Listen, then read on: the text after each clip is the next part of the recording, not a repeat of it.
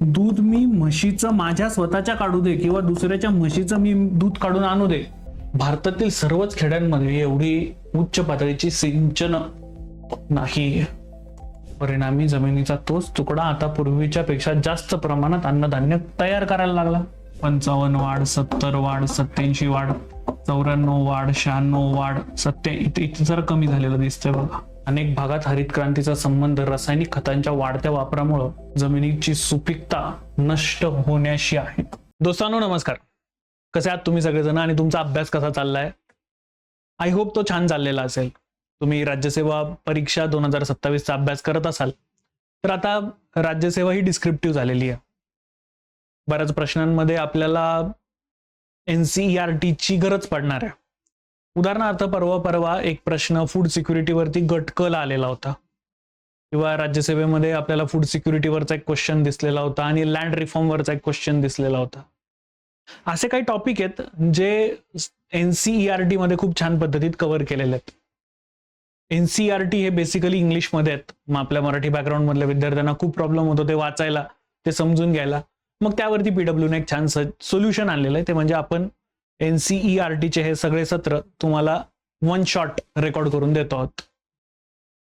आता आपण या लेक्चरला सुरुवात करणार आहोत. तत्पूर्वी तुम्हाला हे लेक्चर्स इंग्लिश आणि मराठी अशा दोन्ही भाषांमध्ये मिळणार आहेत. वरती मराठी, खाली इंग्रजी असणार आहे.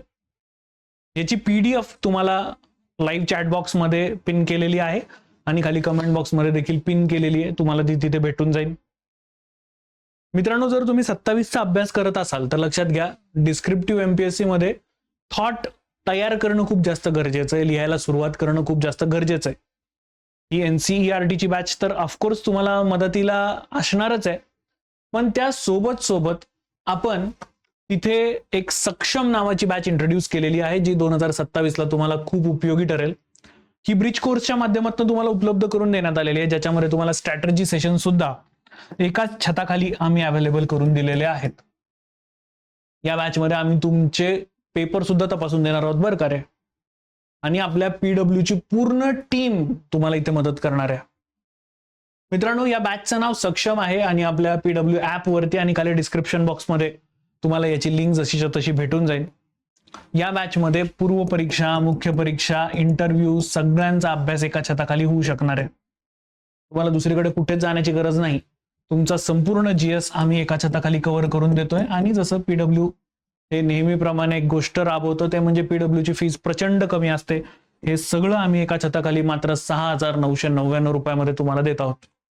सगळं यात तुम्हाला मराठी आणि इंग्रजी दोन्ही भाषांमधनं नोट्स मिळणार आहेत. बायलिंग्वल कोर्स असणार आहे हा.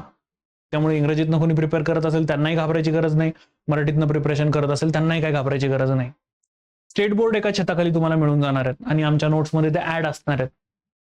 तुम्हाला DPP म्हणजे डेली प्रिलिम्स प्रॅक्टिस भेटते, डेली मेन्स प्रॅक्टिस सुद्धा भेटते. आम्ही उत्तरं तुम्हाला कसे लिहायचे इथपासून ते तिथे टाइम मॅनेजमेंट कसं करायचं इथपर्यंत आम्ही तुम्हाला घेऊन जाणार आहोत. तर तुम्हाला हे सत्र खूप उपयोगी ठरणार आहेत. चला सुरुवात करूया आताच्या क्लासला. Let start. तर मग आपण आता आज 9वीचं पुस्तक करूया. एक हे वाक्य आपण वाचलेलं होतं बघा, भारत खऱ्या अर्थानं स्वतंत्र तेव्हाच होईल जेव्हा तेथील गरीब लोक मानवी दुःखांपासून मुक्त होतील. हे वाक्य कोणी म्हटलेलं आहे असा प्रश्न आलेला होता. आता मुद्दा हाच आहे की हे आज जे आपण पुस्तक बघणार आहोत ना त्यात हे वाक्य आहे. चल तर मग आज आपल्याला एक पालमपूर मधली गोष्ट बघायची. पालमपूर नावाचं गाव आहे, तिथल्या ऍक्टिव्हिटीज कशा चालतात त्या आपल्याला समजून घ्यायचं आहे. पुढे HRD ह्युमन रिसोर्स डेव्हलपमेंट कडे आपल्याला वळायचं. People as a resource. पुढे पॉवर्टी ऍज चॅलेंज. पॉवर्टी, त्याचे टाइप्स, त्याचे चॅलेंजेस, हंगर कसा मॅटर करतो हे आपल्याला समजून घ्यायचंय. आणि मग फायनली आपल्याला फूड सिक्युरिटीकडे वळायचंय. 2025च्या दृष्टीनं फूड सिक्युरिटी हा चॅप्टर जरा महत्वाचा बनतो. एक करंट अफेअर्सला जरा त्याला लिंक करतो. रिसेंटली दिल्लीच्या सीमेवरती हरियाणा, पंजाब, चंडीगड इथले आपले जे फार्मर्स आहेत ते जाऊन धडकलेले होते. त्यातला एक मुद्दा महत्वाचा होता MSPचा.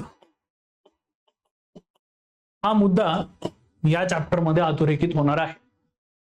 मग अशा या NCERT ला आपल्याला आता सुरुवात करायची आहे. तर पहिलं चॅप्टर पालमपूरची गोष्ट, the story of village Palampur. कथेचं उद्दिष्ट उत्पादनाशी संबंधित काही मूलभूत संकल्पनांचा परिचय करून देणे हा आहे. 9वीचा मुलगा जेव्हा पुस्तक वाचतोय तर त्यावेळेला त्याला गोष्टीनुरूप गाव दाखवलं गेलेलं की गाव म्हणजे कसं असतं. नॉर्मली ही पुस्तकं एनसीईआरटीची पुस्तकं वाचणारे जे विद्यार्थी आहेत ते शहरात वाढणारे किंवा ज्यांचा गावाशी जरा कमी संपर्क आहे असे विद्यार्थी आहेत, तर त्यांना गावातलं सगळ्या गोष्टी दाखवणं हे या पुस्तकात काम केलं गेलेलं आहे. नक्कीच असा पार्ट जो कामाचा नाहीये तो मी पण डिलीटच करणार आहे, तो पण मी शिकवत बसणार नाहीये. जे आपल्याला कामाचं आहे त्याच गोष्टी इथे घेऊया. पालमपूरमध्ये शेती हा मुख्य व्यवसाय. जर आपण इथे विलेज असं बोलतोय तर नॉर्मली विलेजमध्ये शेती हा प्रमुख उद्योग असतो. इतर अनेक क्रियाकलाप जसं की लहान उद्योग, दुग्ध व्यवसाय, वाहतूक इत्यादी मर्यादित प्रमाणात चालतात. उत्पादन क्रियाकलापांना विविध प्रकारच्या संसाधनांची आवश्यकता असते. नैसर्गिक साधनं, मानवनिर्मित वस्तू, मानवी प्रयत्न, पैसा. आपण पालमपूरच्या कथेतनं वाचत असताना गावात इच्छित वस्तू आणि सेवा तयार करण्यासाठी विविध संसाधनं कशी एकत्र होतात हे आज शिकून घेऊया. Here we are going to learn about the Palampur. The major activity in Palampur is farming, and other activities are also there, like dairy, small scale manufacturing, and etc. etc. So we are going to learn how Palampur works. By that आपण समजून घेऊया की भारतातली गावं ही नक्की कशी असतात. फक्त आता या पालमपूरचा आणि आपला फक्त एकच इश्यू आहे की हे नॉर्थ मधलं गाव आहे, यांच्याकडे 12 महिने नद्या आहेत, यांच्याकडं प्रोडक्शन जे आहे ते तिन्ही ऋतूंमध्ये पॉसिबल आहे. आपल्याकडं नाहीये ते. आपल्याकडं 12 महिने नद्या नाही आहेत. आपल्याकडला उन्हाळा म्हणजे खतरनाकच. हो की नाही. म्हणजे आता त्यात मला विदर्भ आणि मराठवाडाबद्दल काय सांगायला नको. इथं विदर्भातनं आणि मराठवाड्यातनं कोणी माझं लेक्चर बघत असतील तर खाली तुमची मतं नोंदवा. बरोबर बोललो ना मी? विदर्भात थंडीत अंगावर गोदडी नाही गादी घेऊन झोपावं लागतं, आणि उन्हाळ्यात तिथं माणूस बाहेर निघाला त्याचा पापड झाला म्हणून समजायचं. सेम गोष्ट मराठवाड्याची आहे. आहात का तुम्ही विदर्भातले किंवा मराठवाड्यातले? खाली जरा तुमचं गाव नक्की सांगा. मी कमेंट्स बघत असतो ना सर्व लेक्चर्सच्या. चला पुढे जाऊया. या गावात विविध जातीचे सुमारे 450 कुटुंब राहतात. परत आपल्याला सांगितलं गेलेलं आहे की गाव, परंपरा, परत एकदा जाती व्यवस्था ही जशीच्या तशीच आहे. 80 सवर्ण कुटुंबाकडं गावातली बहुतांश जमीन आहे. हा प्रॉब्लेम तुमच्या पण गावात आहे का ते नक्की सांगा. साधारण 20% सवर्ण आहेत. अप्पर कास्ट ज्यांना आपण इंग्लिश मधनं म्हणतो, साधारणतः ते 20% आहेत. म्हणजे 45 जुनं 90 होतात, मी साधारणतः धरलंय 18, 19, 20% आहेत. पण त्यांच्याकडे बहुतांश जमीन आहे. त्यांची घरं त्यापैकी बरीच मोठी सिमेंट प्लास्टरसह विटांनी बनवलेली. म्हणजे जे अप्पर कास्ट किंवा इथे सवर्ण असं वर्णन केलं गेलेलं आहे ते मंडळी या गावात आकारानं जरी कमी असले, जमीन त्यांच्याकडे जास्त आहे. त्यांची घरं सुद्धा चांगली आहेत. अनुसूचित जाती, दलित. Here they are talking about schedule castes. लोकसंख्या 1/3 लोकांचा समावेश होतो. 1/3. 33% लोकसंख्या ही शेड्यूल कास्ट आहे. ते गावाच्या एका कोपऱ्यात अगदी लहान घरांमध्ये राहतात. त्यात काही घरं माती आणि पेंढ्यांची आहेत. बघा, हे परत एकदा आपल्याला हे पुस्तक तीच आठवण करून देत आहे की परत एकदा इनइक्वालिटी हा फक्त काय आपल्या बाजूच्या गावाचा प्रश्न नाहीये. इनइक्वालिटी हा प्रश्न आपल्याला पूर्ण भारतामध्येच दिसून येईल. भारतातील खेड्यांमध्ये शेती हा मुख्य उत्पादनाचा व्यवसाय आहे. तुमच्या पण गावामध्ये असणार आहे. इतर उत्पादन क्रियाकलाप, ज्यांना बिगर शेती क्रियाकलाप म्हणून समजलं जातं, त्यामध्ये लहान उत्पादन, वाहतूक, दुकानदारी इत्यादींचा समावेश होतो. उत्पादन विषयी काही सामान्य गोष्टी जाणून घेतल्यानंतर आपण या दोन प्रकारच्या क्रियाकलापांवरती एक नजर टाकूया. We shall take look at both of these types of activities after learning few general things about the production. तर आता काही उत्पादन संस्था असतात, प्रोडक्शन हाऊसेस, जे एखाद्या गोष्टीचं प्रोडक्शन करत असतात. उदाहरणार्थ डेअरी.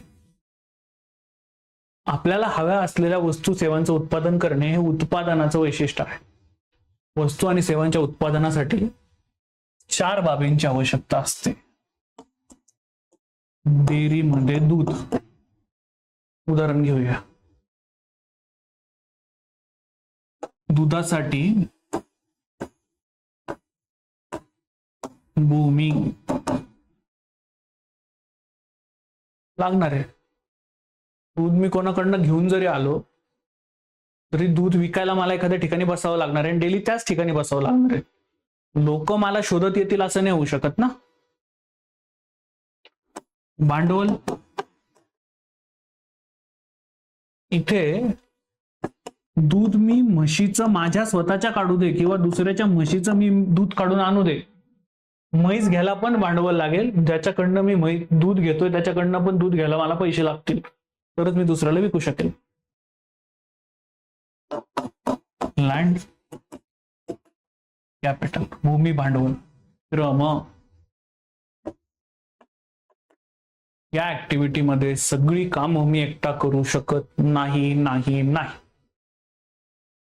ट्रान्सपोर्टेशनला मला काहीतरी माणसाची मदत लागणार आहे. दूध काढत असताना दूध काढायला माणूस एक वेगळा ठेवावा लागणार आहे.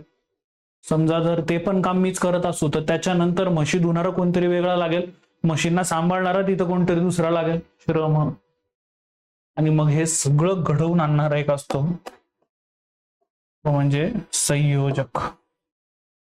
ही डेअरी चालवणारा जो कोणी माणूस आहे त्याला संयोजक असं म्हणावं. आता हे उदाहरण पुस्तकामध्ये नाहीये, तुम्हाला समजून सांगावं म्हणून मी इथं ते सांगतोय.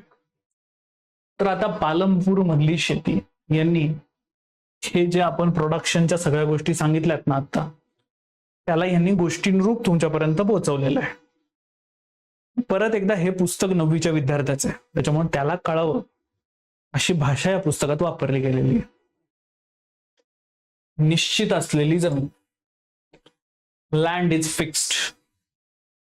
पालमपूरमध्ये शेती हा मुख्य उत्पादन व्यवसाय.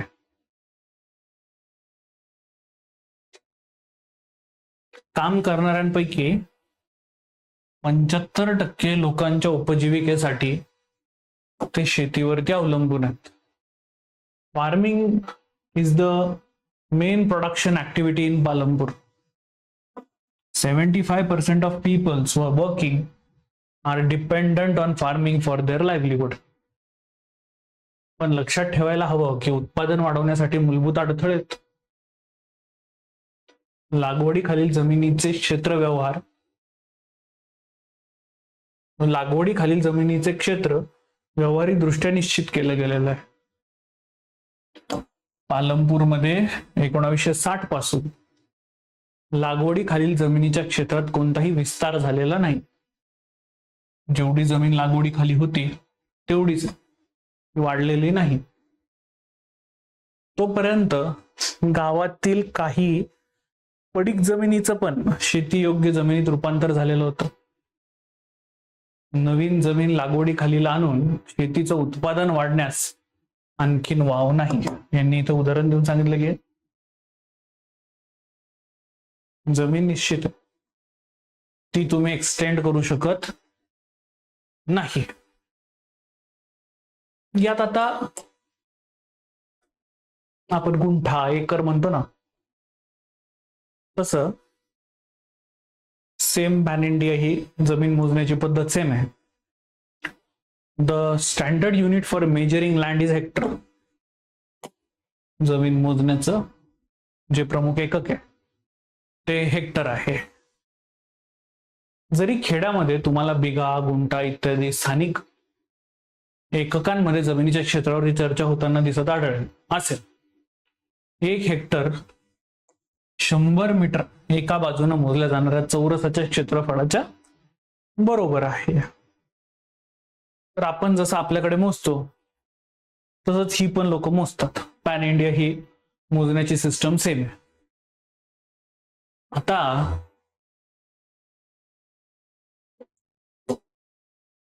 जमीन सेम आहे. 1960 ला जितकी होती आज 2024 ला पण तितकीच आहे. मग मुद्दा हा येतोय की एकाच जमिनीतून अधिक वाढ करण्याचे मार्ग काही आहे का? Is there a way one can grow from more from the same land? Palampur. कोणतीही जमीन पडीक ठेवली गेलेली नाही. वैशिष्ट्य आहे.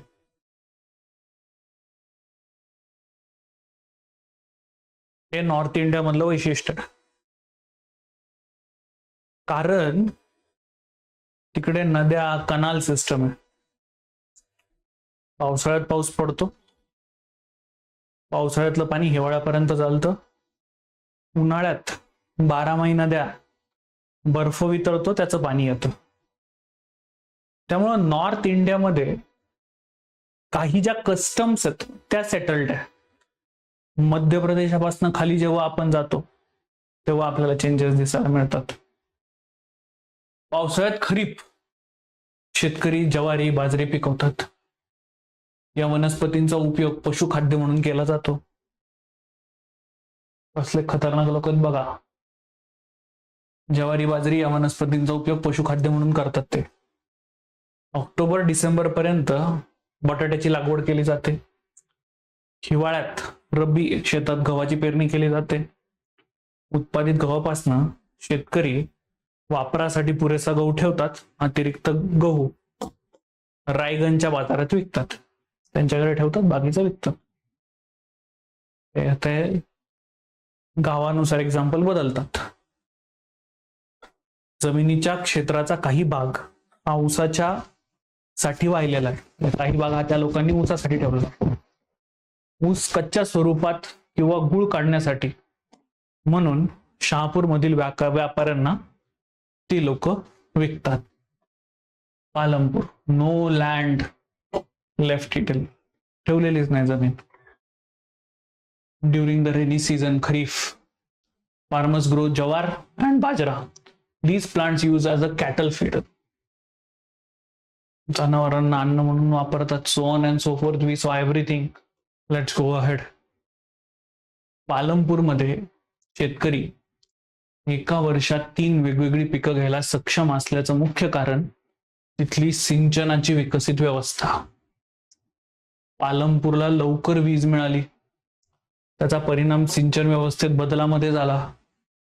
माझा प्रश्न आहे तुम्हा सगळ्यांना, माझ्या विद्यार्थ्यांनो, तुमचं गाव मेन्शन करा आणि तुमच्याकडे पण 3 वेळा वर्षातून शेती होतीये का हे मला नक्की सांगा. लोकांनी पाहिले की विजेवर चालणाऱ्या कूपनलिका,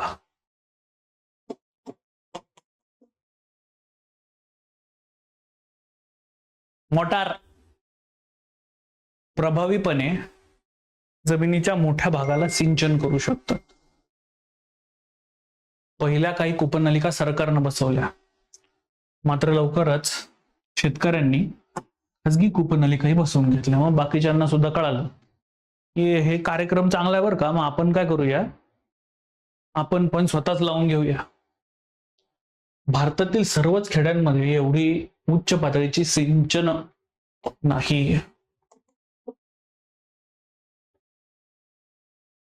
वर्ष 1.5 वर्षांपूर्वी मला बीडला जाण्याचा योग आलेला होता. म्हणजे जेव्हा मी पालमपूरची गोष्ट ऐकतो ना, तेव्हा मला माझा मराठवाडा किती मागासलेला आहे हे डायरेक्ट समोर दिसायला लागतं. किती पालमपूरची गोष्ट घेण्यापेक्षा या लोकांनी बीडची गोष्ट घ्यायला पाहिजे होती. आणि खरंच हा प्रॉब्लेम आहे. म्हणजे मराठवाड्यामध्ये तुम्ही जर बघाल ना, तर इनइक्वालिटी ही तुम्हाला अधिक जास्त प्रमाणात समोर दिसून येईल. मी त्याची दुसरी बाजू पण सांगतो, पण मग ह्या मागासलेपणाला बरोबर उत्तर देताना आज आपल्याला दिसतंय की मंत्रालयापासून ते अगदी पोलीस हेडक्वार्टर पर्यंत मेजॉरिटी ठिकाणी आपल्याला मराठवाड्यातले विद्यार्थी पण दिसतील. जिथे जिथे समाज उपेक्षित राहिलेला आहे तिथे तिथे त्यांच्यातले काही लोक समाज व्यवस्थेबरोबर बंड करून उभे पण राहिलेले आहेत. हे त्याचं स्ट्रेट उलट उदाहरण आहे. पण इनइक्वालिटी मोठी आहे. काही लोकांकडे जसं तिथे सांगितलं सेम तसंच 20% लोकांकडे 80% जमीन आहे, बाकी 80%कडे 20%. विचार करा. तर मग इनइक्वालिटी तशी आपल्याकडे पण पाहायला मिळते. देशातील सर्वच खेड्यात एवढं उच्च पातळीची सिंचन क्षमता नाही. नदीच्या मैदानी भागाव्यतिरिक्त आपल्या देशातील किनारपट्टीचे प्रदेश चांगले सिंचित आहेत. या उलट दख्खनच्या पठारासारख्या पठारी भागात सिंचनाची पातळी कमी आहे. आपलं वर्णन झालेलं दिसतं बघा. ही पुस्तकं आपली नाही आहेत, हे ऊपर से आयला माल आहे सब. देशातील एकूण लागवडीपैकी 40%पेक्षा कमी क्षेत्र आजही सिंचनाखाली आहे. उर्वरित भागात शेती मोठ्या प्रमाणात पावसावरती अवलंबून आहे. तुमच्या पण घरी आहे का रे असं पावसावर अवलंबून? सिंचनाची दुसरी सेवाच नाहीये सर, फॅसिलिटीज नाहीये. एकट्या पावसावरती जी झाली ती शेती आमची, नाही झाली तर बोंबच. तुमच्याकडे पण आहे का असं काही? चला सगळ्यांनी मतं नोंदवा स्वतःची. हे लेक्चर छान इंटरॅक्टिव्ह होऊ दे. तुमच्या आलेल्या कमेंट्स वाचायला मला मजा येऊ दे. त्याच्या खाली मला पण कमेंट करायला आवडेल. सो करा, बोला, तिथे बोला, फक्त जरा योग्य वेने आणि सगळं असंच. तसंही तुम्ही छान छान कमेंट्स करत असतात, मी वाचताना मला पण छान वाटतं. वर्षभरात जमिनीच्या तुकड्यावर एकापेक्षा जास्त पिकं घेणं याला एकाधिक पिकं असं म्हटलं जातं. To grow more than one crop on a piece of land during the year is known as multiple cropping. दिलेल्या जमिनीवर उत्पादन वाढवण्याचा हा सर्वात सामान्य मार्ग आहे. It is the most common way of increasing the production on a given piece of land. सिंचनाखालील क्षेत्र वाढवणे का महत्वाचं आहे? Is it important to increase the area under the irrigation? ते का महत्वाचे आहे? वाय? एकाच जमिनीतून उत्पादन वाढवण्यासाठी एक मार्ग म्हणजे अनेक पिकं घेणं. आपण आधीच्या ह्याच्यात हे उदाहरण बघितलं. दुसरा मार्ग म्हणजे अधिक उत्पादनासाठी आधुनिक शेती पद्धती वापरणे. तर हे मंडळी आपल्याला इथून पुढे हरित क्रांतीकडे घेऊन जातात. ठीक आहे. उत्पन्न हे एका हंगामात दिलेल्या जमिनीच्या तुकड्यावर उत्पादित केलेलं पीक म्हणून मोजलं जातं.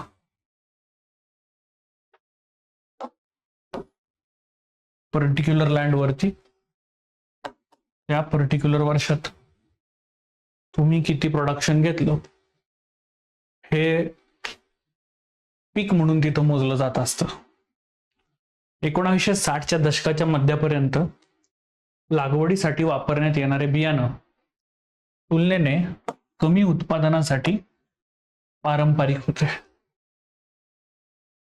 पारंपरिक बियाणांनी कमी सिंचनाची गरज होती. हरित क्रांतीच्या आधी पारंपरिक बियाणं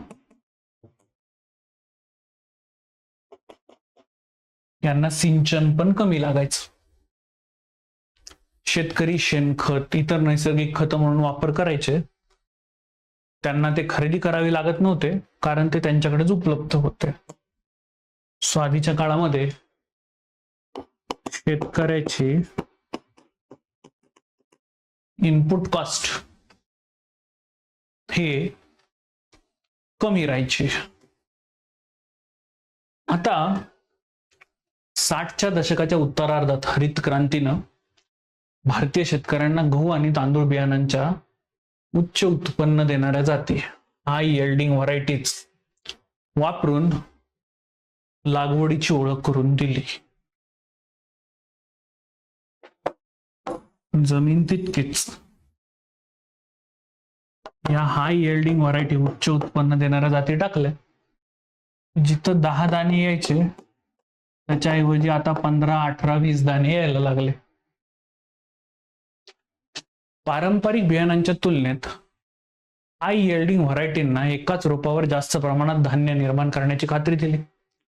परिणामी जमिनीचा तोच तुकडा आता पूर्वीच्या पेक्षा जास्त प्रमाणात अन्नधान्य तयार करायला लागला. तथापि हाय यील्डिंग बियाणांना उत्तम परिणाम देण्यासाठी भरपूर पाणी आणि रासायनिक खत आणि कीटकनाशकांचा देखील वापर होऊ लागला. म्हणजे पोस्ट ग्रीन रेव्होल्यूशन फार्मरची इनपुट कॉस्ट वाढलेली आपल्याला दिसतीये. जे स्टेटमेंट मी लिहितोय ते तुम्हाला तुमच्या उत्तरात कामी येणार आहेत बरं का रे, डायरेक्ट. नेक्स्ट, पंजाब, हरियाणा, पश्चिम उत्तर प्रदेशाच्या शेतकऱ्यांना भारतात आधुनिक शेती वापराच्या पद्धती वापरून पाहिली. त्यांच्यापैकी काहींनी ट्रॅक्टर, थ्रेशर यांसारखी शेतीची यंत्रसामुग्री खरेदी केली. त्यातून नांगरणी, कापणी जलद झाली. त्यांनी गव्हाचं जास्त उत्पादन करून त्यांना बक्षीस पण मिळालं. प्रोडक्शन हे दणका वाढलं. पालमपूरमध्ये पारंपरिक वाणापासून गव्हाचं उत्पादन 1300 प्रति हेक्टर होतं. हाय यील्डिंग व्हरायटी लावल्या ते 3200 झालं. 13 दून 26 म्हणजे डबल पेक्षा जास्त. इंटरेस्टिंग आहे का नाही? ओके रे. पालमपूरच्या गोष्टीमध्ये आपल्याला कळतंय की आधीचं पालमपूर आणि नंतरचं पालमपूर. आधीच्या पालमपूर मधले जे शेतकरी होते ते सेंद्रिय शेती करत होते. त्या माध्यमातून त्यांची इनपुट कॉस्ट पण कमी होती, प्रोडक्शन त्या मानाने कमी होतं. हाय यील्डिंग व्हरायटी आल्यानंतर सिंचन वाढलं, खतं वाढली, कीटकनाशकं वाढली, इनपुट कॉस्ट वाढली, प्रोडक्शन पण त्या प्रमाणात वाढलं. ठीक आहे. आता हा टेबल आपल्याला इथे दिलेला आहे बघा. Production of pulses and wheat million tonnes. इथे तुम्हाला व्हीट दिसतंय, इथे तुम्हाला पल्सेस दिसतात. हा तक्ता ह्याच्या आधी मी काही बॅचेस घेतलेल्या आहेत त्याच्यामध्ये पण दाखवलेलं आहे. जरा या तक्त्याकडे नीट बघा. आधी आपण पल्सेस डाळी साळींकडे बघून घेऊया. 10 वरनं 12 वाढ, 12 वरनं 11 घट, 11 वरनं 14 वाढ, 14 वरनं 11 घट, 11 वरनं 18 वाढ, इथे कॉन्स्टंट, 11 वरनं 19, 19 वरनं 17, 17 कॉन्स्टंट, वाढ वाढ घट, सेम राहिलंय, जरा वाढ आहे, वाढ. तर 10 वरनं 28 वरती गेलं, 2.8% वाढला असं मी धरतो. ठीक आहे. नेक्स्ट, 10 वरनं 24 वाढ, 36 वाढ, 55 वाढ, 70 वाढ, 87 वाढ, 94 वाढ, 96 वाढ, 87. इथे जरा कमी झालेलं दिसतंय बघा. परत वाढ वाढ वाढ वाढ वाढ वाढ, जरा घट आहे. पण हे 10 वरनं 107 वरती गेलेलं आहे.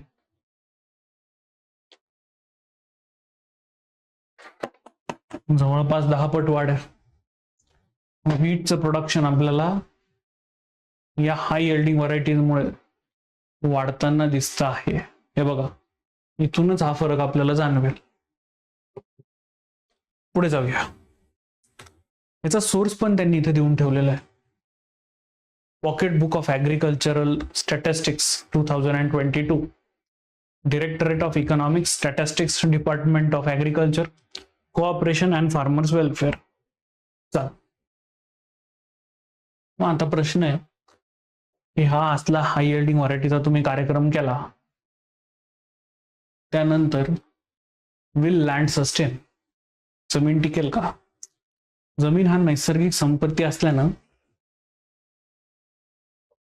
तिची काळजी घेणं गरजेचं आहे. वैज्ञानिक अहवाल सूचित करतात की आधुनिक शेती पद्धती नैसर्गिक संसाधनांचा अतिवापर केला आहे.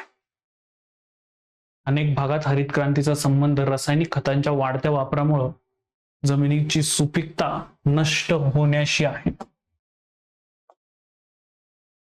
तुमच्या पण गावात किंवा तुमच्या पण शेतीत असं काही झालेलं आहे का रे की प्रॉब्लेम झालेला आहे म्हणून हे तुम्ही रासायनिक खतांचा, कीटकनाशकांचा वापर केला, परिणामी तुमच्या शेतीवरती त्याचा इम्पॅक्ट झालेला, जमिनीवरती, असं झालेलं आहे का? खाली कमेंट मध्ये नक्की नोंदवा.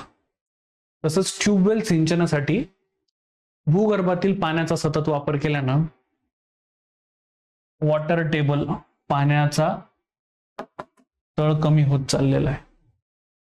मातीची सुपीकता आणि भूजल यांसारखी पर्यावरणीय संसाधनं तयार व्हायला वर्षानुवर्ष लागतात.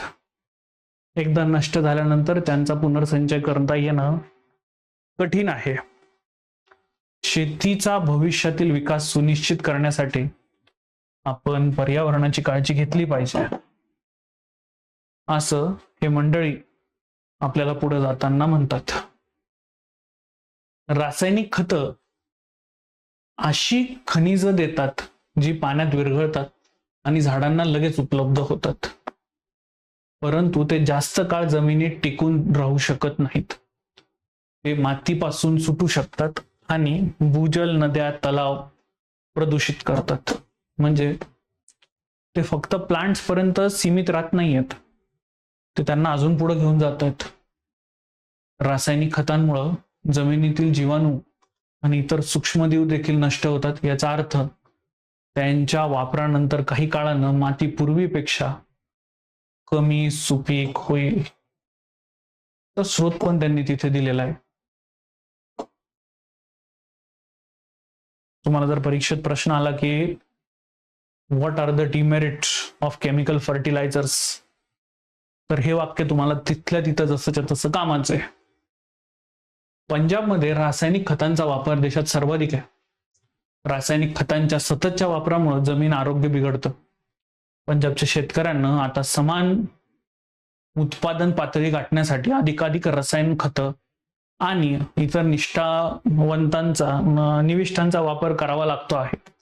याचा अर्थ लागवडीचा खर्च खूप वेगानं वाढतो आहे. प्रोडक्शन कॉस्ट जी ती दणदणीत वाढत चाललेली आहे. पालमपूरच्या शेतकऱ्यांमध्ये जमिनीचं वाटप कसं हो? How is the land distributed between the farmers of Palampur? चला समजून घेऊया. दुर्दैवानं शेतीत गुंतलेल्या सर्व लोकांकडे शेतीसाठी पुरेशी जमीन नाही. हे जे पहिलं स्टेटमेंट आहे हे तुमच्या माझ्या गावासाठी सुद्धा तितकंच कॉमन आहे. पालमपूरमध्ये 450 कुटुंबांपैकी सुमारे 1/3 कुटुंब भूमिहीन आहेत. म्हणजेच 150 कुटुंब ज्यात बहुतांश दलित आहेत, त्यांच्याकडे शेतीसाठी जमीनही नाही. मी परत ज्या शब्दाचा उल्लेख करतो, इनइक्वालिटी, ही आपल्याला भारतात सर्वत्र पाहायला मिळते. उर्वरित कुटुंबांपैकी ज्यांच्याकडे जमीन आहे असे 240 कुटुंब 2 हेक्टरपेक्षा कमी आकाराच्या जमिनीवरती शेती करतात. अशा भूखंडांच्या लागवडीमुळे शेतकरी कुटुंबाला पुरेसं उत्पन्न मिळत नाही. इनफॅक्ट ते जे काही प्रोड्यूस करतात त्याच्यात जो त्यांचा वेळ इन्व्हेस्ट होतोय ते प्रोडक्शन पण त्यांना वर्षभर टिकणारं नाहीये. आणि अशात जर नॅचरल कॅलिमिटी आली तर सगळंच व्हॅनिश होतंय.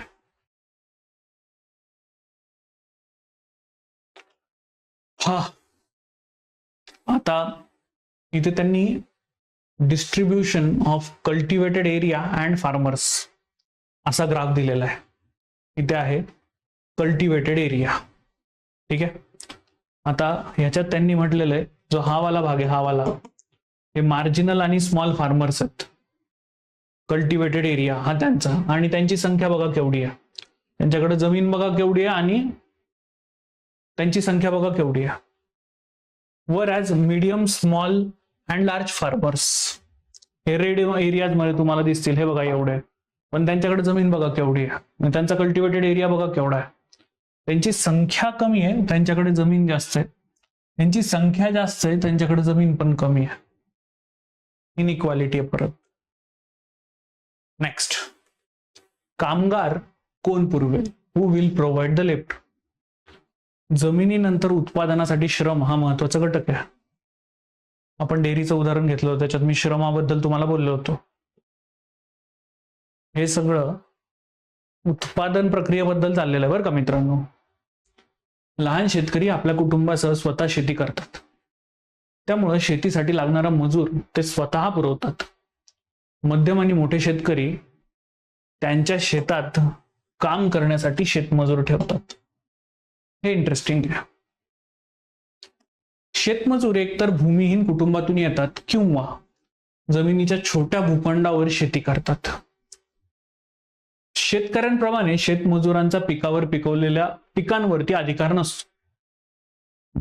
जे तिथे शेतमजूर येतात त्यांचा अधिकार त्यांच्या पिकावरती नाहीये.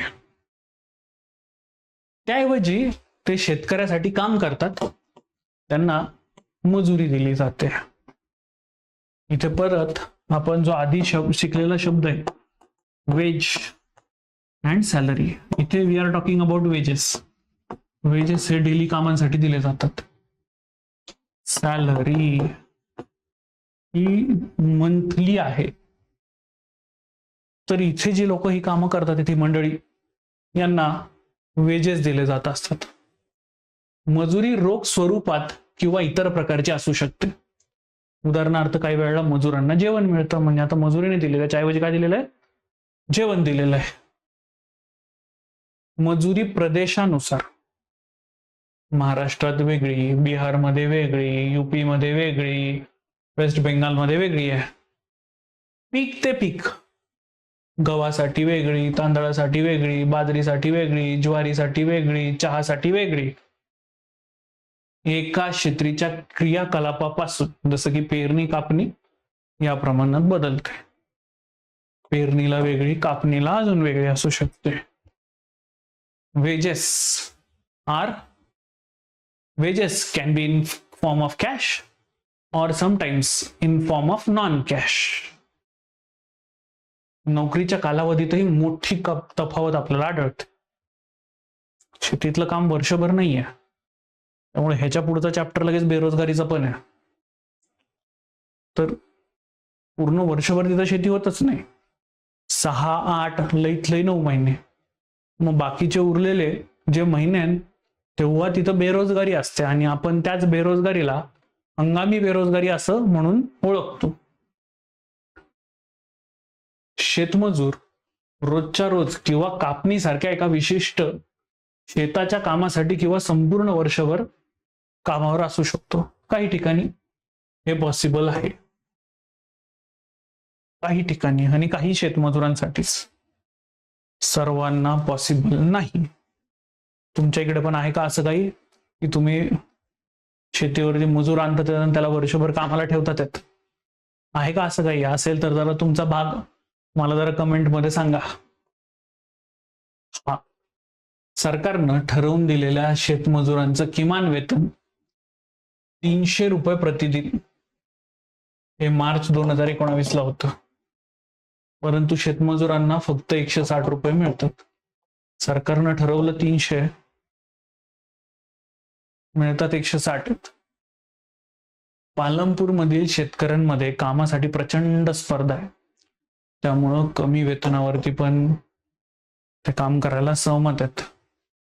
तर आपण आता इतक्यात बघितलं की इथे ठरवलेली सरकारची रक्कम ही 300 रुपये 2019 मार्च मध्ये, पण हे मंडळी देत आहेत किती? फक्त 160 रुपये. त्यात पण परिस्थिती वाईट आहे. जसं आपण आता इतक्यात बोललो तसं कामासाठी प्रचंड स्पर्धा आहे.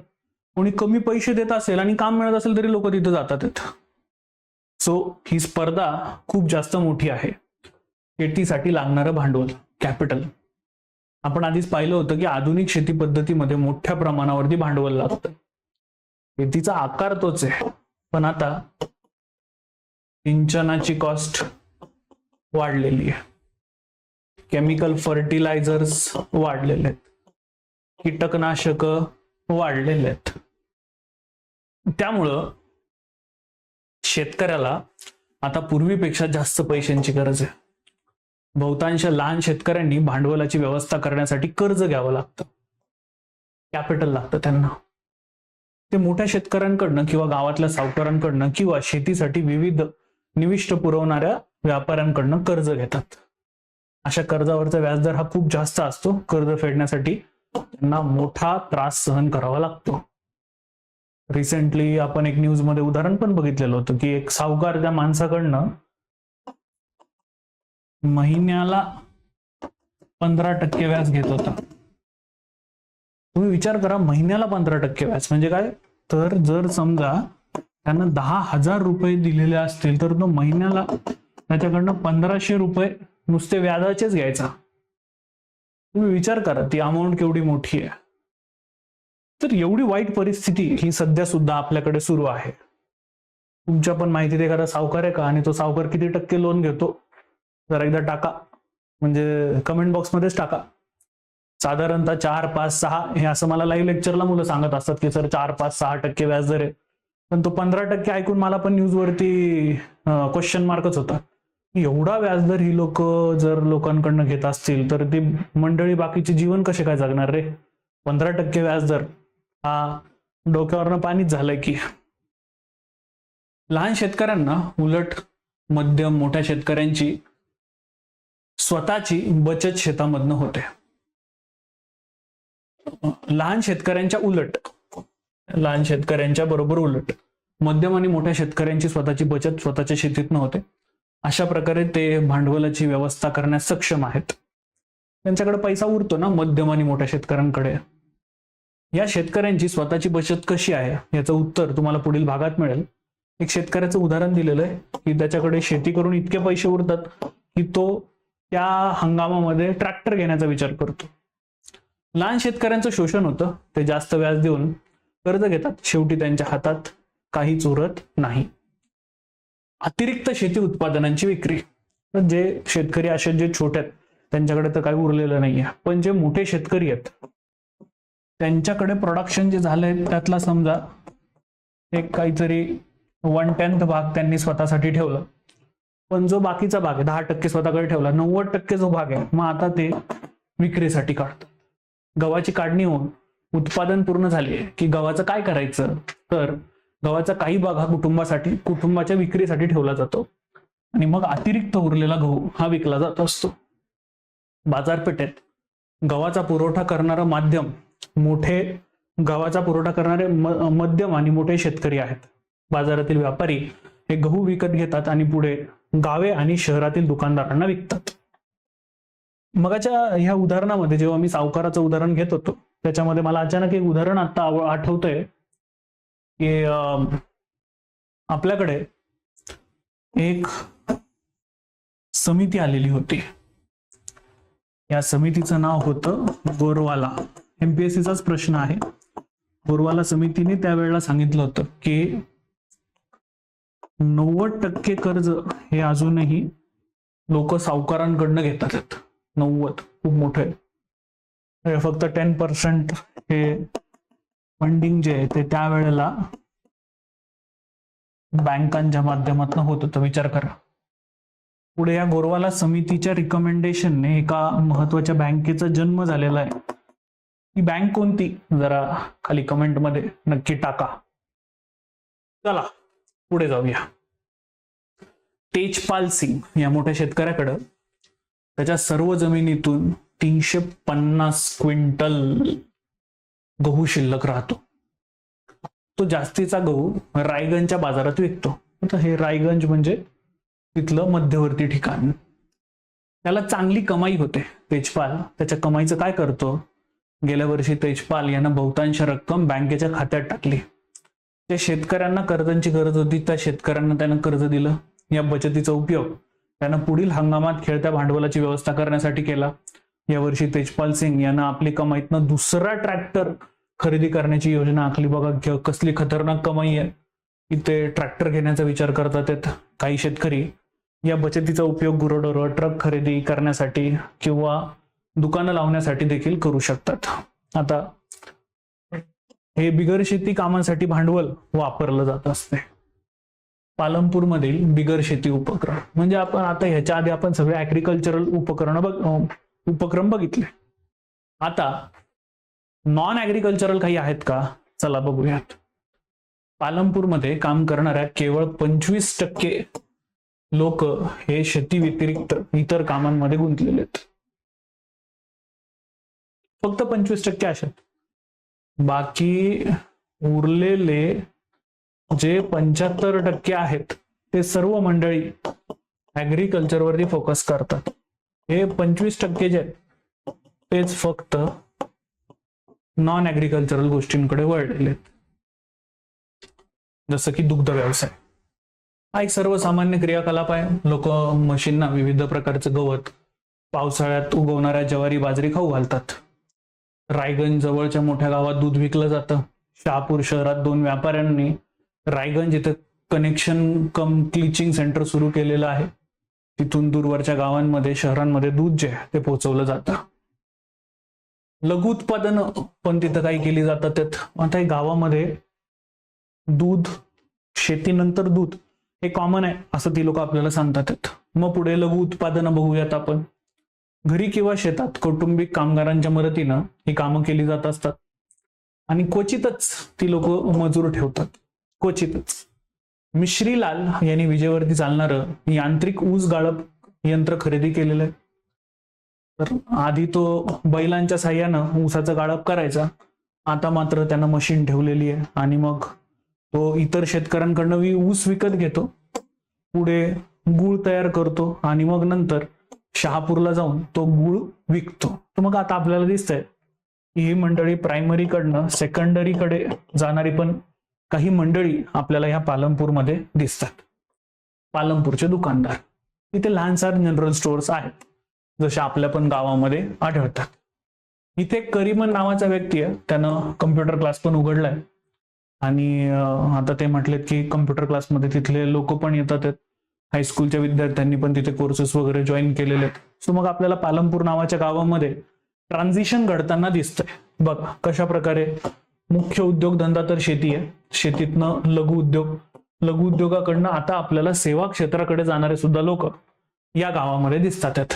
वाहतूक वेगानं विकसित होणारं क्षेत्र आहे. पालमपूर ते रायगंजला जोडणाऱ्या रस्त्यावर विविध वाहनांची वर्दळ असते. इथे ही अशी खूप सारे वाहनं तुम्हाला तिथं दिसतील. तर आता या सर्व चॅप्टर मधनं आपल्याला काय सांगितलं गेलेलं आहे त्याचा सारांश आपल्याला इथे येताना दिसतो. शेती हा गावातील मुख्य उत्पादन व्यवसाय आहे. गेल्या काही वर्षात शेतीच्या पद्धतीत अनेक महत्वाचे बदल झालेले आहेत. आपण बघितलं की आधी ही सर्व मंडळी सेंद्रिय शेती करत होती. तिथून पुढे हे हाय यील्डिंग व्हरायटीज कडे वळाले. यामुळं शेतकऱ्यांना तेवढ्याच जमिनीतून अधिक पिकं घ्यायला परवानगी मिळाली. जमीन निश्चित आणि दुर्मिळ असल्यानं हा एक महत्वाची कामगिरी आहे. परंतु उत्पादन वाढवताना जमीन आणि नैसर्गिक संसाधनांचा मोठा दबाव टाकला जातो. शेतीच्या नवीन पद्धतींनी कमी जमीन लागेल पण भांडवल मात्र जास्त लागेल. मध्यम आणि मोठे शेतकरी हंगामातील भांडवलाची व्यवस्था करण्यासाठी उत्पादन स्वतःच्या बचतीतून वापर करतात. दुसरीकडे एकूण शेतकऱ्यांपैकी 80% हे लहान शेतकरी आहेत. त्यांना भांडवल मिळवणं सुद्धा कठीण आहे. डेटा खूप महत्वाचा आहे, ज्याला तुम्ही पुढे वापरू शकतात. भारतातील ग्रामीण भागातील प्रत्येक 100 कामगारांपैकी 24 कामगार हे बिगर शेती कामात गुंतलेले आहेत. खेड्यापाड्यातील विविध प्रकारचे बिगर शेती उपक्रम हे आहेत. त्याची काही उदाहरणं पुढे त्यांनी दिलेली आहेत. शेती विपरीत बिगर शेती कामांमध्ये थोडी जमीन लागते. काही प्रमाणात भांडवल असलेले भांडवल असलेले लोक बिगर शेती उपक्रम सुरू करतात. उदाहरणार्थ आपण इथे ऊसापासनं गाळप करून नंतर गुळाचा बिझनेस बघितला. हे भांडवल कसं मिळवायचं? एखादी व्यक्ती एकतर स्वतःची बचत वापरू शकते किंवा अधिक वेळा कर्ज घ्यावे लागते. कमी व्याजदरानं कर्ज उपलब्ध असणे, म्हणजेच जेणेकरून बचत असलेली काही लोक बिगर शेती उपक्रम सुद्धा करू शकतात. तर असा पालमपूरवरचा जो पहिला धडा आहे तो आपला संपलेला आहे. ठीक आहे, इथे आपण पालमपूर काय होतं ते बघितलेलं आहे. 2-3 गोष्टी आपल्याला छान शिकायला मिळाल्या. जसं की आधी सेंद्रिय शेतीमध्ये कॉस्टिंग कमी लागायची, आपण नवीन गोष्टीकडे वळालो, आपली कॉस्टिंग देखील जी आहे ती वाढलेली आहे. आता पुढे ह्याच चॅप्टरचा फायदा आपल्याला पुढल्या ह्याच्यात सुद्धा होताना दिसणार आहे बरं का मित्रांनो. पीपल ॲज रिसोर्स, संसाधन म्हणून लोकांकडे बघणे. तर आपले doctor APJ Abdul Kalam sir यांनी ना भारत 2020 मध्ये कसा असेल त्याच्यासाठी एका पुस्तकामध्ये खूप छान प्रतिपादन केलेलं होतं. आणि ते आता आपल्याला खरं पण होताना दिसतंय. तुम्ही बघा ना, जे मेजर टेक जायंट्स आहेत त्या टेक जायंट्सचा हेड कोण आहे? ते भारतीय मंडळी आहेत. ते नसले जरी तरी त्या टेक जायंट्सचे मेजर कन्झ्युमर इंडियन्स आहेत. तुमच्या हातात असणारा मोबाईल फोन त्याची प्रमुख बाजारपेठ आज भारत आहे, चायना नाही आहे. तर आपल्याला जर हे स्वप्न जे डॉक्टर APJ अब्दुल कलाम सरांनी बघितलेलं आहे त्याला पुढे न्यायचं असेल तर नक्कीच या चॅप्टरमधनं आपल्याला शिकण्यासारखं बरंच काही आहे. संसाधन म्हणून लोक, पीपल ॲज अ रिसोर्स, हा धडा उत्तरदायित्वापेक्षा अर्थव्यवस्थेसाठी लोकसंख्या ही मालमत्ता म्हणून स्पष्ट करण्याचा प्रयत्न आहे. जेव्हा शिक्षण, प्रशिक्षण, वैद्यकीय सेवांच्या स्वरूपात गुंतवणूक केली जाते तेव्हा लोकसंख्या मानवी भांडवल बनते. खरं तर मानवी भांडवल हे कौशल्य आणि उत्पादक ज्ञानाचा साठा आहे. इंटरेस्टिंग गोष्ट. जापानची घेऊया. आतापर्यंत 3 वेळेला जापान बेचिराग झालाय, पूर्ण नष्ट. तरी देखील जापान स्वतःच्या पायावरती उभा राहिला. त्याचं रिझन जॅपनीज ह्युमन रिसोर्स आहे. जॅपनीज लोक 12 तास न थकता काम करतात. मी तुम्हाला आधीच्या धड्यांमध्ये चायनाची पॉलिसी सुद्धा सांगितली की चायनामध्ये आपल्याकडे समजा एखादा व्यक्ती डेप्युटी कलेक्टर झाला तर ठरलं त्याला महिन्याला 1 लाख रुपये सॅलरी. आता तो कसंही काम करू दे, सुट्ट्या मारू दे, काही करू दे, त्याला 1 लाख रुपये भेटतात. चायनामध्ये त्यांनी वेज पॉलिसी ही खूप जपून सेट केलेली आहे. कशी? बघा, त्यांनी काय केलं, ठीक आहे तू डेप्युटी कलेक्टरच्या रँकचा व्यक्ती आहे ना, चल तुला 10,000 रुपये सॅलरी. तुझं काम मी तुझ्या उत्पादकतेशी जोडतो. तुझी जर उत्पादकता A ग्रेडची असेल तर तुला आणखीन 90,000 रुपये मिळणार. तुझी जर उत्पादकता B ग्रेडची असेल तर तुला 80,000 रुपये मिळणार. तुझी जर उत्पादकता C ग्रेडची असेल तर मग तुला 50,000 रुपये मिळणार. यावरनं खाली तुझी उत्पादकता कोसळली की तुला घरी पाठवणार. तर या मंडळींनी त्यांच्या कामाला त्यांच्या प्रोडक्टिव्हिटीशी सुद्धा जोडलेलं आहे, जेणेकरून इथले मंडळी कामाकडे, त्याच्या प्रोसेसकडे जास्त लक्ष देत आहेत. जेव्हा विद्यमान मानव संसाधन अधिक सुशिक्षित निरोगी बनून विकसित होईल, तेव्हा भौतिक भांडवल निर्मिती प्रमाणेच देश उत्पादक शक्तीत भर घालणारी मानवी भांडवल निर्मिती आपण त्याला म्हणू शकणार आहोत. जसं आपण चायनाचं उदाहरण दिलं. चायना 3 वेळा बेचिराग झाला, परत फिनिक्स पक्षासारखा उभा राहिला. रिझन ह्युमन रिसोर्स आहे. मानवी भांडवलामधील गुंतवणूक शिक्षण, प्रशिक्षण, वैद्यकीय सेवेद्वारा भौतिक भांडवलामध्ये गुंतवणुकीप्रमाणे परतावा देते. मी MRFच्या शेअरमध्ये आत्ता काही 1,00,000-1.5 लाख रुपये टाकले, तो असा शेअर आहे की तो वाढतच जाणार आहे. हा MRFचा एक शेअर 1-1.5 लाख रुपयाचा आहे. माझी मुलगी आता ती 4 वर्षांची आहे. समजा ती जेव्हा 20 वर्षांची होईल आणि ग्रॅज्युएशनला असताना ती निर्णय घेईल. नॉर्मली आपल्याकडे ग्रॅज्युएशन 21व्या वर्षी होतं. तिने जर निर्णय घेतला की बाबा मला असं असं करायचंय, त्यावेळेला त्या एका शेअरची कॉस्ट इज इक्वल टू तिचं एज्युकेशन साठी लागणारं मला वर्षभराचं किमान भांडवल असेल. लक्षात घ्या, जशी मी आता त्या शेअरमध्ये इन्व्हेस्टमेंट करून मी पैसे कमवतोय, तसंच जर मी माझ्या मुलीला शिकवू शकलो आणि तिला तिच्या पायावरती उभं करू शकलो, तर मला खर्च तिच्या एज्युकेशनसाठी करायचा आहे. तिचं लग्न आणि तिचं पुढचं आयुष्य हे ती स्वतःच्या पायावरती करू शकते. ही गोष्ट आजही आपल्याकडे मिसिंग कुठेतरी आहे. आता बऱ्याच मुली माझं हे लेक्चर बघत असतील, कारण मी बऱ्याच वेळेला बघतो ना, तर मुली या गोष्टीला खूप गांभीर्याने घेत असतात की हो हा वाला पॉइंट आहे. हा वाला पॉइंट जोपर्यंत आपल्या जनरेशन्स मध्ये जात नाही तोपर्यंत सुधारवणं अशक्य आहे. अधिक शिक्षित किंवा उत्तम प्रशिक्षित व्यक्तींची उच्च उत्पादकता तसेच निरोगी लोकांची उच्च उत्पादकता यामुळं कमवलेल्या उत्पन्नाच्या स्वरूपात आपल्याला थेट त्याचा प्रॉडक्ट दिसत असतो. ही जी मंडळी आहेत की जी अधिक शिक्षित आहे, उत्तम प्रशिक्षित आहे, उच्च उत्पादकता, निरोगी आहेत, त्यांची प्रोडक्टिव्हिटी सुद्धा तशीच छान असते. खरं तर मानवी भांडवल एक प्रकारे जमीन आणि खरं तर मानवी भांडवल एक प्रकारे जमीन आणि भौतिक भांडवलांसारख्या इतर संसाधनांपेक्षा श्रेष्ठ आहे. हे स्टेटमेंट खूप महत्वाचं इथे आहे.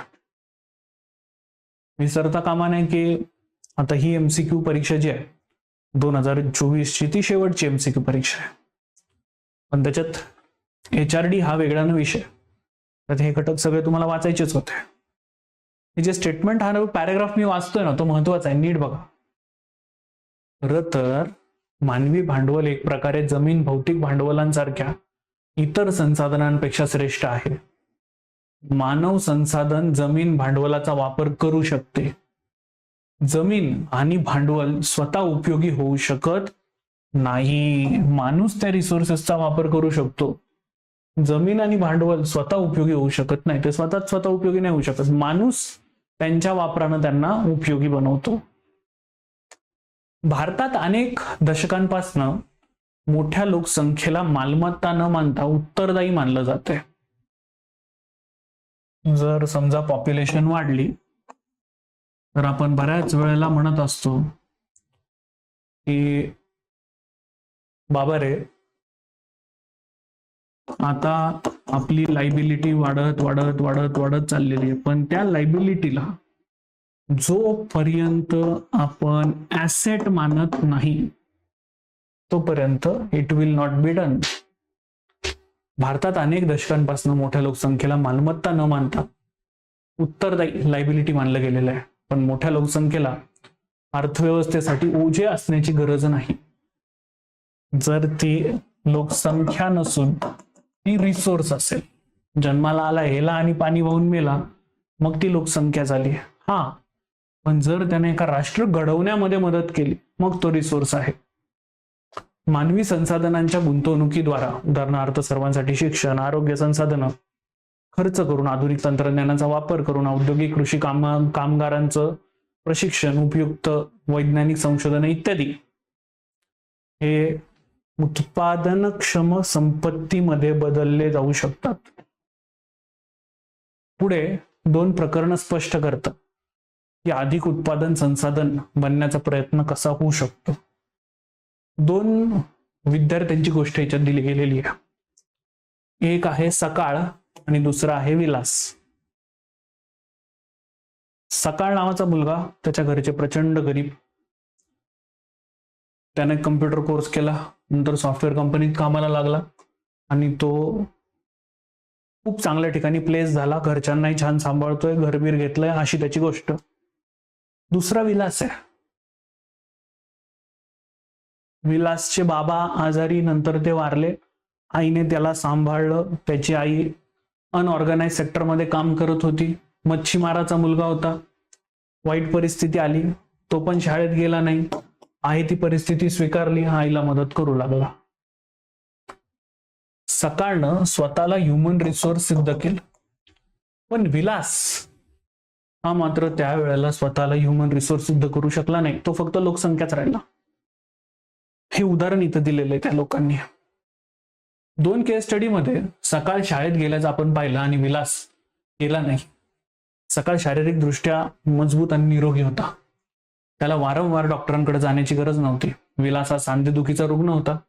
डॉक्टरांकडे जाण्यासाठी त्याच्याकडे साधनांची कमतरता होती. ऑफकोर्स अनऑर्गनाइज सेक्टरमध्ये काम करत होता, त्याच्याकडे पैसे नव्हते. सकाळचे संगणक प्रोग्रामिंग मध्ये पदवी संपादन केलं. सकाळला एका खासगी कंपनीमध्ये नोकरी मिळाली. तर विलासने आईप्रमाणेच त्याचं जे काम आहे ते चालू ठेवलं. कुटुंबाचा उदरनिर्वाह करण्यासाठी त्यानं आपल्या आईसारखे तुटपुंजे उत्पन्न मिळवले. तर सकाळ हा ह्युमन रिसोर्स सिद्ध झाला आणि त्यानं स्वतःला उंचीवरती नेलं. मात्र हा जो विलास आहे तो मात्र स्वतःला सिद्ध करू शकला नाही.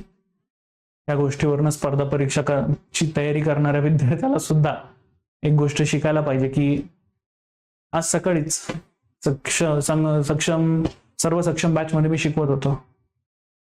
मी विद्यार्थ्यांना पण यावरनच एक उदाहरण दिलं की तुम्ही एमपीएससी सारख्या स्पर्धा परीक्षेचा अभ्यास करतात. बेसिकली ही इतर स्पर्धा परीक्षांपेक्षा खूप वरती आहे. काही लोक MBA करत असतील, काही लोक इतर परीक्षांचा अभ्यास करतात. ही परीक्षा अजून त्यांच्यापेक्षा वरती आहे. इथे तुम्ही अजून जास्त प्रोफेशनल राहणं गरजेचं आहे. कारण साधारण 3-4 लाख लोक फॉर्म भरणार आहेत आणि साधारण या आपल्या जागा 1000 आहेत. मग अशा सिच्युएशन मध्ये आपल्याला कॉम्पिटेटिव्ह राहणं गरजेचं आहे. इथे आपल्याला सकाळच बनावं लागेल. आपण जर विलास झालो, आपण स्वतःच्या स्किल्स कडे लक्ष दिलं नाही, तर आपण या स्पर्धा परीक्षेमधनं बाहेर फेकले जाऊ. तर माझी तुम्हाला सगळ्यांना विनंती आहे, सकाळची गोष्ट बघा आणि स्वतःला ह्युमन रिसोर्स सिद्ध करा, अन्यथा अवघड आहे.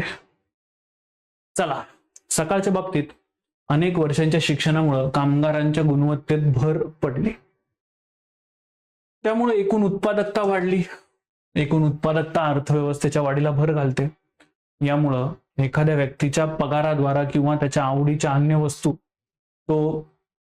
त्याला अन्य स्वरूपामध्ये पैसे दिले जातात. विलासच्या बाबतीत आयुष्याच्या सुरुवातीच्या काळात शिक्षण आणि आरोग्य सेवा होऊ शकली नाही. तो आपल्या आईप्रमाणे मासे विकण्यात आपले आयुष्य घालवतो. पुढे तो अकुशल मजुराचा पगार आई इतकाच घेतो. मानव संसाधनातली गुंतवणूक शिक्षण आणि वैद्यकीय सेवांद्वारा भविष्यात उच्च दर देऊ शकते. आपण जर आज स्टडी केला, आपण जर आज अभ्यास केला, आपण जर पद मिळवण्यामध्ये यशस्वी झालो, तर लक्षात घ्या याच्या पुढची आपली पिढी ही तग धरू शकणार आहे. जर हे करण्यात आपण अयशस्वी झालो तर अवघड आहे. ते छान वाक्य आहे की तुम्हाला नवीन काहीतरी अचीव करायचं असेल तर जे आधी केलेलं नाही ते करावं लागेल. जे आधीपासून करत आलेला होता जर तेच करत राहिला तर तेच मिळेल जे आधी मिळालेलं होतं. नवीन काहीतरी मिळवायचं असेल तर नवीन काहीतरी तुम्हाला करावं लागेल. इथे ही विलासची गोष्ट आपल्याला खूप काही शिकवतीये. लोकांवरील ही गुंतवणूक जमीन भांडवलातील गुंतवणुकीसारखीच आहे. मी तुम्हाला मगाशी माझ्या मुलीचं उदाहरण आणि MRFच्या शेअरचं उदाहरण दिलं की मी माझ्या मुलीला शिकवतोय, साइड बाय साइड मी माझ्या शेअर्समध्ये गुंतवणूक करतोय. मी ती शेअरमध्ये केलेली गुंतवणूक आणि माझ्या मुलीमध्ये केलेली गुंतवणूक, जो मला परतावा मिळतोय तो जर मी योग्य ठिकाणी ठेवला असेल तर मला परतावा नक्की मिळणार आहे. एक मूल देखील त्याचे शिक्षण आणि आरोग्यावरती केलेल्या गुंतवणुकीसह भविष्यात उच्च कमाईच्या रूपात समाजासाठी अधिक योगदानाच्या स्वरूपात उच्च परतावा देऊ शकतो. ए चाइल्ड टू हा बराच त्या मूर्खांच्या तोंडावरती चपराक आहे. खरं तर पुस्तक वाचताना आपण असं वाचत नाही. जेव्हा मी तुम्हाला आता शिकवतो त्याच्यामुळे तुम्ही ते तसं बघतात त्या पुस्तकाकडे. पुस्तक वाचताना बऱ्याच वेळा आपण असं पुस्तक वाचतच नाही. हा त्या लोकांच्या तोंडावर चपराक आहे जे म्हणतात की मला हार्दिक क्रिकेटची फौज पाहिजे, पूर्ण क्रिकेटची टीम पाहिजे. पण ठीक आहे, तुम्ही 6 मुलं 12 मुलांना जन्म दिलात, तुम्ही जर त्यांना शिकवू शकला नाहीत तर आयुष्यभर ते तुम्हाला काय म्हणतील याचा पण विचार करा. हे स्टेटमेंट आपल्याला NCERT सांगतंय की जर आपण त्या एका मुलाच्या शिक्षणावर आरोग्यावरती गुंतवणूक केली तर त्याच्या भविष्यातनं जे आपल्याला रिटर्न्स मिळतात ते खतरनाक असतील. सुशिक्षित पालक त्यांच्या मुलांच्या शिक्षणावरती जास्त गुंतवणूक करतात कारण त्यांना स्वतःसाठी शिक्षणाचं महत्व हे कळालेलं आहे. आता तुम्ही पण ज्या पिढीमध्ये आहात तुम्ही पण स्वतः पण आणि स्वतःच्या मुलांना पण सांगाल की एज्युकेशनकडे कसं लक्ष दिलं पाहिजे. ते योग्य पोषण, स्वतःबद्दल देखील जागरूक असतात. माफ करा, ते योग्य पोषण म्हणजे बालकाला काय जेवू घातलं पाहिजे, काय काय दिलं पाहिजे आणि स्वच्छतेबाबत देखील जागरूक असतात की त्यांनी कसं राहिलं पाहिजे. त्यानुसार ते त्यांच्या शाळेतील शिक्षण आणि चांगल्या आरोग्याच्या गरजा पाहतात. या उलट वंचित पालकांद्वारा एक दुष्ट चक्र तयार केलं जाऊ शकतं. वंचित पालक स्वतः शिक्षित, स्वच्छतेचा अभाव, त्यांची मुलं देखील अशाच परिस्थितीत स्वतःला ठेवण्याचा प्रयत्न करतात. बरोबर याच्या उलटी परिस्थिती तिथे मांडण्याचा प्रयत्न केला गेलेला आहे.